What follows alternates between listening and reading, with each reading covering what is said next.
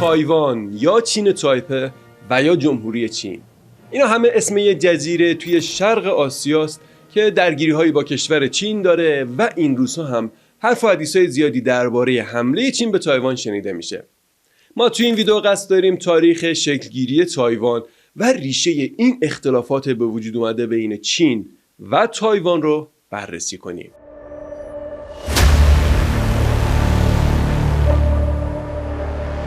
وقتی روسیه به اوکراین حمله کرد یا به عبارتی عملیات ویژه نظامی رو اونجا شروع کرد، حرف و حدیث‌های زیادی به وجود اومد که چین هم قراره به تایوان حمله کنه. ولی خیلی از مردم اصلا دلیل این حرفا رو نمیدونستن. اگه شما هم جز اون دسته از افراد هستید که دلیل این صحبت‌ها و اختلافات رو نمیدونید، این ویدیو واسهتون مناسبه. سلام، من حمید هستم و به همراه همکارانم توی کانال دروازه تاریخ تلاش میکنیم تا موضوعات تاریخی رو از روی منابع مکتوب برای شما دوستداران این حوزه بگیم.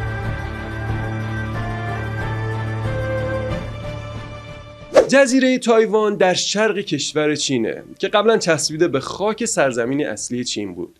البته قبلنی که میگیم منظورمون همین 10-12 سال پیش نیست و این قضیه مربوط میشه به هزاران سال قبل.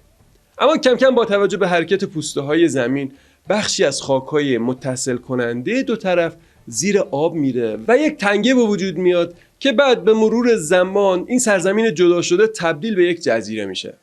از این جزیره آثار باستانی مثل لوازم سنگی و سفالینی‌هایی کشف شده که فرهنگ پیش از تاریخ اون رو با سرزمین اصلی چین مرتبط میکنه. تایوان یا چین تایپه و یا جمهوری چینی که گفتیم تقریبا مساحتی به اندازه 36,000 کیلومتر مربع داره و جمعیتی حدود 24 میلیون نفر توی این جزایر زندگی میکنن.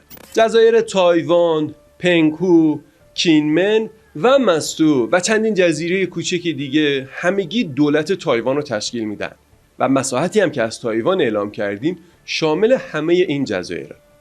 پایتخت این دولت شهر تایپه توی شمال جزیره است و جمعیتی که این شهر داره بیش از 3 میلیون نفره. هر چقدر که درباره تاریخ تایوان نمیدونیم احتمالاً شنیدیم و میدونیم که این کشور درآمد بالایی از قطعات الکترونیکی و کامپیوتری داره و به همه جای دنیا هم صادر میکنه. همه موبایل ها و قطعات کامپیوتری ساخت تایوان رو دیدیم و ازشون هم استفاده کردیم. اما یه سوال، تایوان شما رو یاد چه محصولی میندازه؟ یا اصلا بهتر اینجوری بپرسیم که با شنیدن اسم تایوان چه چیزی به ذهنتون میاد؟ برای خود من اسم تایوان همیشه با موبایل HTC همراهه و این کشور با این برند توی ذهن من حک شده. اما لطفاً شما هم نظرتون رو بگید که با شنیدن کلمه تایوان چه چیزی به ذهنتون میرسه. خلاصه همین محصولات تایوان رو به قطب فناوری آسیا تبدیل کرده که رشد اقتصادی بالایی هم داره. اما ما توی این ویدیو قصد نداریم و نمیخوایم زیاد به این بخش از تایوان یا همون چین تایپه بپردازیم. گرچه این بخش از اقتصاد و فناوری تایوان هم جذابه، اما قرار ما توی این ویدیو بیشتر به بعد تاریخی این جزیره بپردازیم. قرن‌های 16 و 17 اروپایی‌ها و مخصوصاً پرتغالی‌ها با کمک نیروی دریایی خودشون از طریق دریاها توی دنیا میچرخن و تو سال 1590 به جزیره تایوان میرسن. پرتغالی‌ها اونجا رو پایگاه خودشون میکنن و بهش فورموزا به معنی زیبا میگن. بعد از پرتغالی‌ها پای هلندی‌ها و اسپانیایی‌ها هم به این جزیره باز میشه. اما هلندی‌ها تو سال 1641 اسپانیایی‌ها رو از جزیره بیرون میندازن و تا سال 1661 خودشون به جزیره مسلط میشن. تو سال 1662 شخصی به اسم ژنگ ژیلونگ که بهش کوژینگا هم میگن کنترل جزیره رو به دست میگیره. پدر ژینگ فرد چینی و مادرش هم ژاپنی بوده. اون بعد از بیرون کردن هلندی‌ها یک پادشاهی مستقل رو توی تایوان پایه‌ریزی میکنه. ولی تو سال 1683 با حمله دودمان چینگ جزیره تایوان تحت سلطه این امپراتوری و به عنوان بخشی از قلمروی چین در میاد. شرایط به همین صورت باقی میمونه تا سال 1895 که چین و ژاپن با هم درگیر میشن و چینی‌ها توی این جنگ از ژاپن شکست میخورن. ژاپنی که دیگه داشت تبدیل به یک امپراتوری میشد و قدرت زیادی پیدا کرده بود. بعد از این جنگ چین و ژاپن قرارداد شیمونوسکی رو با هم امضا میکنن که طبق این عهدنامه جزیره تایوان به ژاپنی‌ها واگذار میشه. اما با شروع جنگ جهانی دوم شرایط تغییر میکنه. جنگی که آمریکا با ورود خودش مسیر تاریخ رو تغییر میده. میدونید که آمریکا و ژاپن توی دو طرف مقابل جنگ بودن و با هم میجنگیدن که بعدها داستان بمب‌های هسته‌ای پیش میاد و جنگ این دوتا به فاجعه ختم میشه. چون قبلا درباره جنگ جهانی دوم ویدیو ساختیم، الان دیگه زیاد وارد جزئیات اون نمیشیم. اما بهتره همینقدر بدونیم که وقتی شرایط جنگ بر ضد نیروهای ژاپن داشت پیش میرفت، فرانکلین روزولت رئیس جمهور آمریکا، وینستون چرچیل نخست وزیر انگلستان و چیانگ شک رئیس جمهور ملیگرای چین تو سال 1943 توی قاهره با هم ملاقات میکنن. نتیجه این ملاقات توی معاهده قاهره منتشر میشه که بر اساس اون ژاپن باید تمام سرزمین‌هایی که از چین گرفته رو بهش پس بده. خلاصه اینجوری بعد از جنگ جهانی دوم تایوان دوباره به چین برمیگرده. اما بعد از جنگ جهانی دوم نیروهای ناسیونالیست که از جنگ و درگیری‌ها با ژاپن خسته و ضعیف شده بودن در مقابل شورش کمونیستا شکست می‌خورن و جنگ داخلی رو به کمونیست‌ها توی چین می‌بازن. بعد از این شکست ملیگراها به جزیره تایوان فرار می‌کنن و اونجا دولت جمهوری چین رو تشکیل میدن. پس توی اون دوران جمهوری خلق چین به رهبری مائو کمونیست تو سرزمین اصلی چین قدرت داشت و جمهوری چین به رهبری چیانگ شک ملیگرا تو جزایر تایوان تشکیل شده بود. جالبه هر کدوم هم میگفتن که فقط یک چین وجود داره و اون هم ماییم.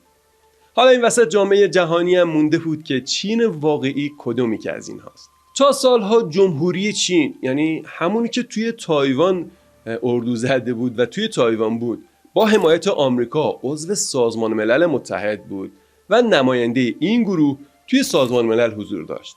اما بعد از ملاقات آمریکایی ها با مائو و مذاکره برای عادی‌سازی روابط آمریکا و چین، جمهوری خلق چین تو سال 1971 جایگزین جمهوری چین توی سازمان ملل متحد میشه و از اون تاریخ به بعد خیلی از کشورها روابط دیپلماتیک و رسمی خودشون رو با جمهوری چین قطع میکنن و در عوض با جمهوری خلق چین، یعنی همون چین کمونیست، ارتباط برقرار میکنن. ایران هم یکی از همین کشوراست که تو زمان شاه، یعنی تو سال 1350 جمهوری خلق چین رو به رسمیت میشناسه. اما درباره تایوان یا چین تایپه یا همون جمهوری چین، امروز فقط 14 تا کشور مثل گواتمالا، هندوراس و نیکاراگوئه اونو به رسمیت میشناسن و باهاش ارتباط دیپلماتیک و رسمی دارن.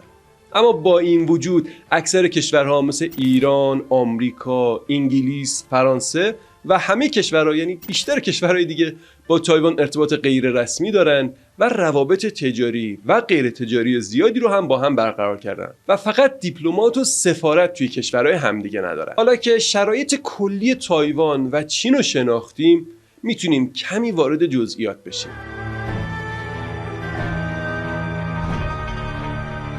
بعد از اینکه کمونیست‌ها و ناسیونالیست‌های چین دو تا دولت جدا از هم رو تشکیل دادن، همیشه دنبال فرصت بودن تا توی جنگ قدرت رقیب خودشون رو کنار بزنن و خودشون به تنهایی حاکم تمام چین بشن.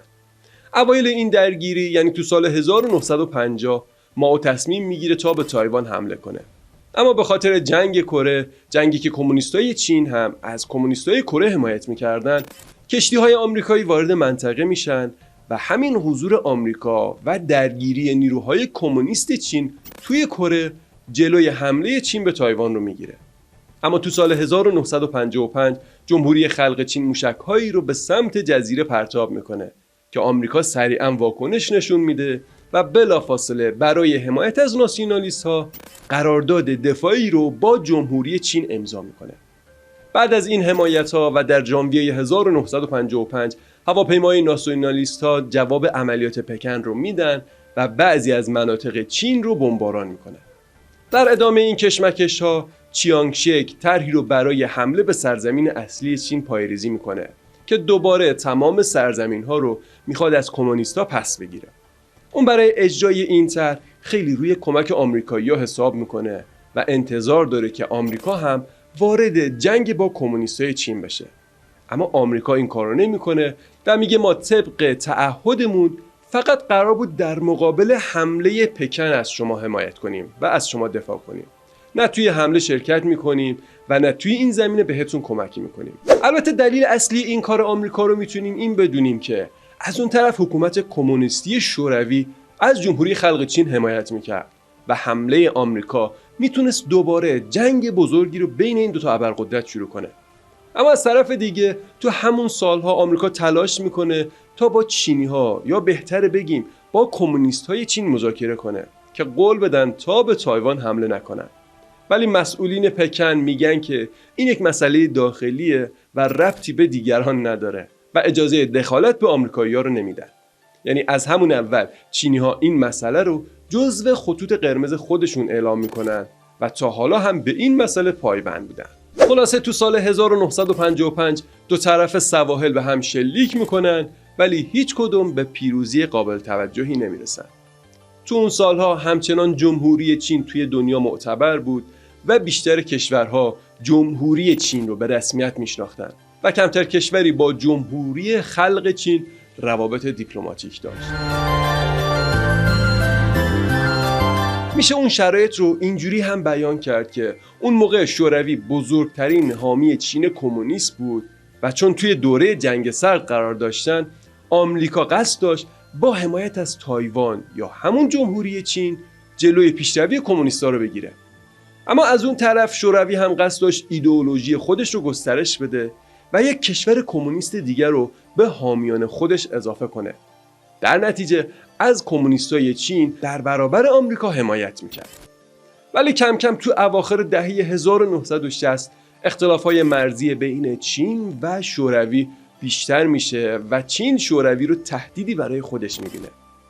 از اون سمت هم چون آمریکا چین کمونیست رو متحد وفادار شوروی میدونست، تلاش میکرد تا با منزوی کردن و محاصره اقتصادی این کشور اونو از پا در بیاره و به خاطر همین تمام قد از جمهوری چین حمایت میکرد و اونو به عنوان دولت قانونی چین به رسمیت میشناخت.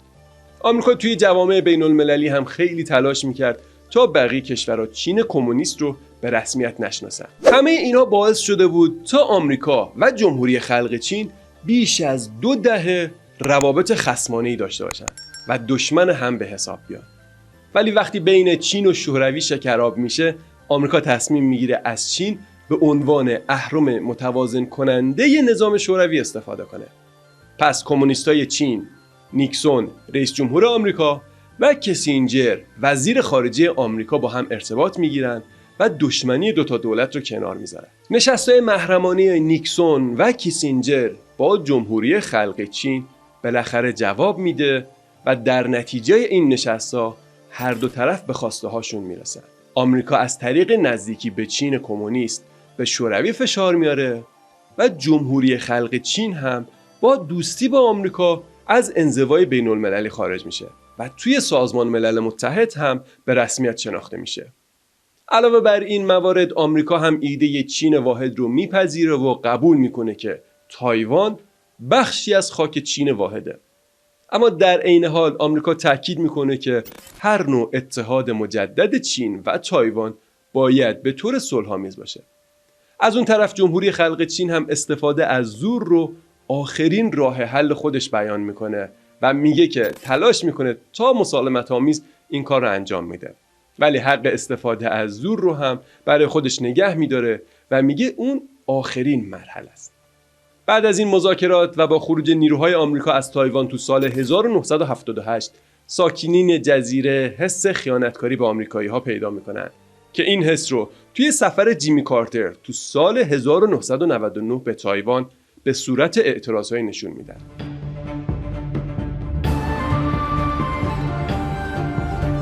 اما بعد از این حوادث و بعد از اینکه جمهوری خلق چین توی جامعه بین المللی پذیرفته میشه، تایوان سیاست خودش رو تغییر میده و به دنبال سیاست استقلالی میره.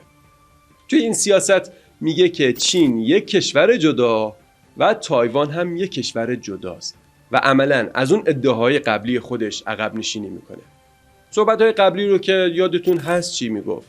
تایوان برای چندین دهه تلاش میکرد با حمایت آمریکا اثبات کنه که تنها یک چین وجود داره و تایوان هم بخشی از همون چینه که البته پایتخت اون چین هم شهر تایپه است، نه پکن. اما بعد از اینکه جمهوری خلق چین تنها دولت قانونی چین شناخته میشه، تایوان تلاش میکنه تا این رو اثبات کنه که چین هر چی باشه از دو تا موجودیت مختلف سیاسی و مستقل و برابر تشکیل شده و هر دوی اونها حق حضور در جوامع بین المللی رو دارن. اما از اون سمت پکن اصلا این دیدگاه رو تحمل نمیکنه و تایوان رو بخشی از سرزمین چین میدونه و جدایی تایوان رو خط قرمز خودش اعلام میکنه. در همین راه برگردوندن تایوان به خاک چین، پکن یک سیاست رو به اسم یک کشور و دو سیاست مطرح میکنه.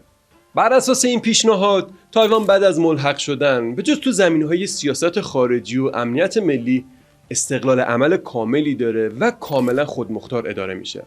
اما سیاستمدارای تایوان قبول نمیکنن و بیشتر به دنبال استقلال تایوان هستن و رهبرای این کشور حذف مرام کمونیستی رو شرط مهم و اولیه برای مذاکره برای اتحاد مجدد میدونن.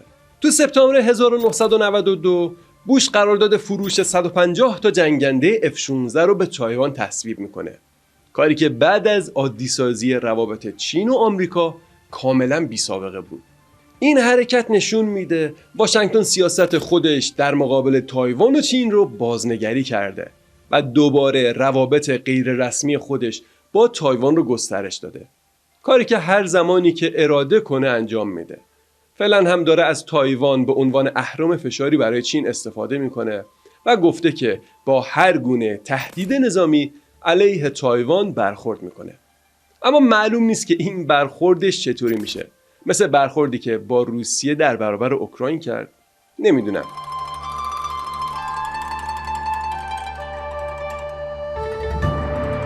به نظرتون آیا میتونیم توی این داستان تشخیص بدیم که حق با کدوم طرفه و کی داره راست میگه؟ و اینکه فکر میکنید آینده تایوان و چین چی میشه و این دوتا به کجا میرسن؟ من حمید هستم و اینجا کانال دروازه تاریخه. میدونید که نظر و لایک های شما به همون انرژی میده. پس لطفاً از ما دریغشون نکنید. تا ویدیوی بعدی، خدا نگهدار.